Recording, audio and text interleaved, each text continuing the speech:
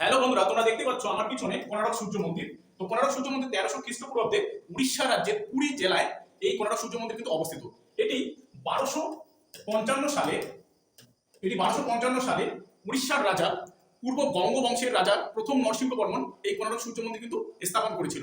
এই কোণারক সূর্য মন্দিরটি দেখো, এটি 1676 সালে যদি আমরা দেখি, 1676 সালের নাগাদ ইউরোপীয় নাবিকরা যখন ভারতে এসেছিলেন তারা এটিকে কালো প্যাগোডা বলে উল্লেখ করেছেন। আর পুরীর যে জগন্নাথ মন্দির রয়েছে সেটাকে তারা সাদা প্যাগোডা বলে কিন্তু উল্লেখ করেছেন।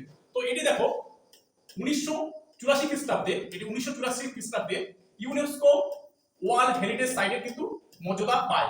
এছাড়াও আমরা যদি দেখি কোণারক সূর্য মন্দির আমাদের ভারতের যে 10 টাকার নোট রয়েছে তার বিপরীতে, বর্তমানে যে আমাদের 10 টাকার নোট রয়েছে তার বিপরীতে এই কোণারক সূর্য মন্দিরের কিন্তু চিত্র আমরা দেখতে পাই, যেখানে আমাদের ভারতীয় সংস্কৃতিকে কিন্তু বোঝানো হচ্ছে।